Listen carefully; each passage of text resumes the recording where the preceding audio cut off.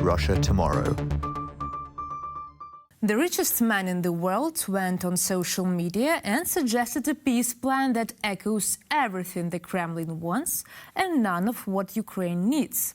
It is a peace plan that angers many in Ukraine and the West and satisfies almost nobody. Why is Elon Musk, the CEO of an automobile manufacturer and founder of a rocket engine company, now diving into politics and international diplomacy? And why, of all places, on Twitter? One of America's top Russian experts say that Elon Musk is transmitting a message for Putin, and many who criticize the leader of Tesla, SpaceX and Starlink say his motivation is more about profit and less about peace. For more on Elon Musk's strange diplomatic overtures, we turn to my colleague Alina Ditkovskaya. 4, 3, 2, 1, 0. Ignition. Liftoff. It's 2019, the launch of one of the first Starlink satellites, a flagship project of the American Elon Musk. It promises high-speed internet in places where it is expensive or impossible to install fiber optics. 3 years later, Starlink has put Musk at odds with almost half the world. His Twitter feed is constantly in the spotlight, each new entry a fresh scandal. What is Elon Musk's role right now in the war in Ukraine? But what do you make of all of this happening for Elon Musk and because of Elon Musk, really, at once? How are Elon Musk's satellites and the war in Ukraine connected? And why has media all over the world come to take such an interest in the behavior of the American businessman? Where did all these memes come from? Musk made to look like Shrelkov on the flag of Novoteslia, Elon Moscow, Musk presenting a brand new Tesla, Model Z. Redo elections of annexed regions under UN supervision. Russia leaves if that's the will of the people. Crimea formally part of Russia, as it has been since 1783, until Khrushchev's mistake. Water supply to Crimea assured. Ukraine remains neutral. This is highly likely to be the outcome in the end. Just a question of how many die before then. Also worth noting that a possible, albeit unlikely, outcome from this conflict is nuclear war. The reaction to Musk's peace plans was instant. The tweet received 38,000 replies in just an hour. Can't wait to read your one-tweet solutions for Israel, Palestine, and Gondor, Mordor, please. Are you trying to legitimize pseudo-referendums that took place at gunpoint under conditions of persecution, mass executions, and torture? Bad path. Next came former Ukrainian ambassador to Germany, Andriy Melnyuk, known for his emotional assessments of foreign politicians. The only outcome is that now no Ukrainian will ever buy your f***ing Tesla crap. So good luck to you. Fuck off is my very diplomatic reply to you. Musk kept going and published a poll. Let's try this then. The will of the people who live in the Donbass and Crimea should decide whether they're part of Russia or Ukraine. And Ukrainian President Volodymyr Zelensky published the following poll in response: which Musk do you prefer, the one who supports Ukraine or Russia? The Kremlin also responded to the Tesla and SpaceX founders' peace proposal. Musk is still trying to find a way that peace can happen. But without meeting Russia's conditions, peace is completely impossible. Despite the flood of negative reactions, the American businessman kept responding to the people he'd angered on Twitter. Russia is doing partial mobilization. They go to full war mobilization if Crimea is at risk. The death on both sides will be devastating. Russia has 3 times the population of Ukraine, so victory for Ukraine is unlikely in total war. If you care about the people of Ukraine, seek peace. Он впервые так активно действительно занимается политикой. В большей степени он отшучивался раньше.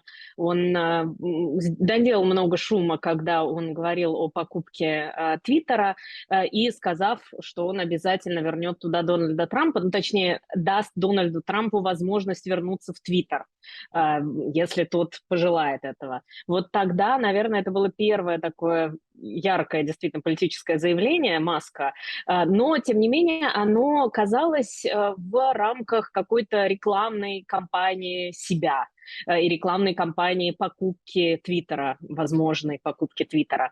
А здесь уже действительно это такие политические заявления.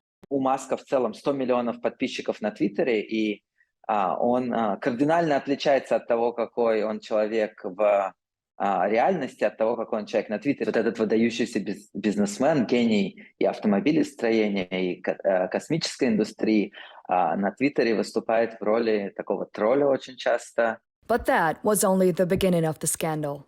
On October 7th, the Financial Times reported Ukrainian forces complain about Starlink interruptions, and this is a huge obstacle to Ukraine gaining back control of its territories. В первой же неделе войны стало понятно, что Маск за свой счет, за счет компании Starlink, отправляет в Украину первые тарелки.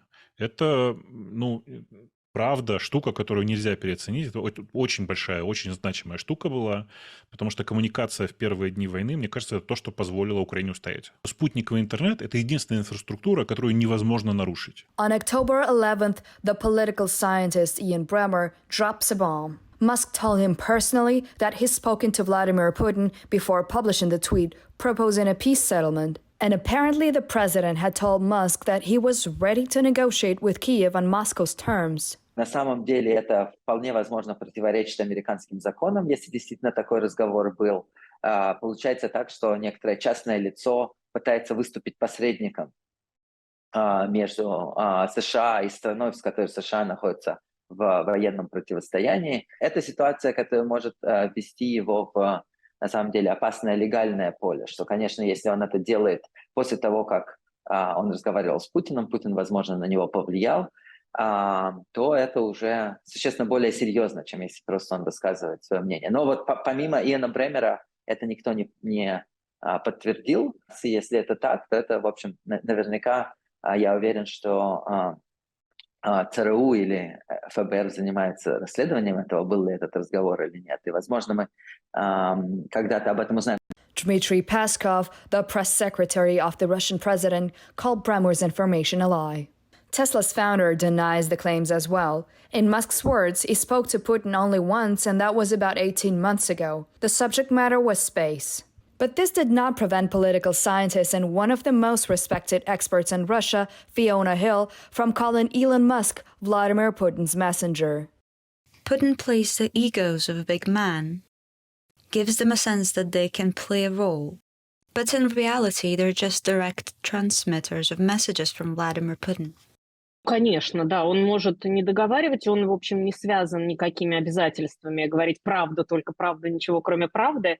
Он не политик, действительно, поэтому он все-таки человек бизнеса, и человек бизнеса, который заинтересован в прибыли и сверхприбыли. The Starlink story is unfolding at the same time.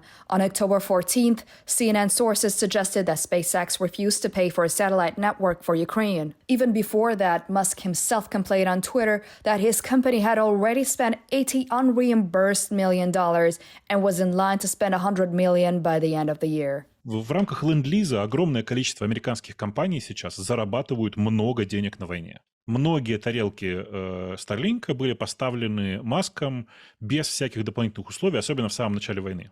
А по сути, Маск сейчас недополучает с каждой такой тарелки до $500 в месяц. Что это означает? Это означает, что он, безусловно, со своей стороны бесплатно спонсирует украинское правительство и украинскую армию.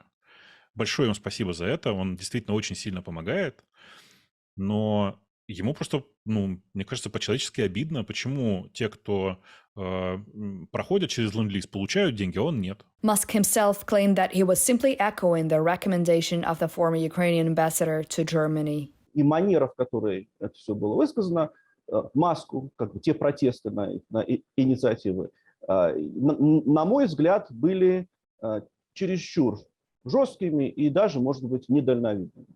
В том смысле, что чисто на человеческом уровне никто не хочет, чтобы ему хамили за его собственные деньги. But a day later, the richest man in the world changed his mind and said that Starlink would work for Ukraine for free. Что лишний раз показывает, что доброе слово – это хорошо, а доброе слово и Пентагон – это гораздо лучше, чем просто доброе слово. Не, с ним же поговорили, это очевидно. Наверное, да, объяснили, что есть национальные интересы или общемировые интересы всех добрых людей. И зачем же становиться поперек ветра, можно же до Марса не долететь. On October 17th, the reports appear that the Pentagon is, after all, considering paying for Starlink services.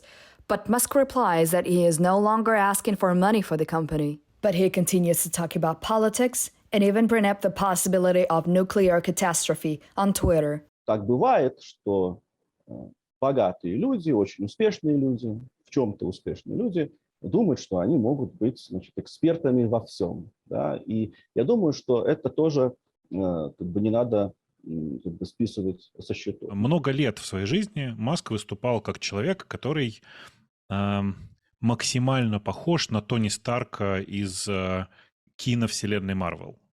То есть это такой максимально яркий предприниматель, которого заботит буквально весь мир.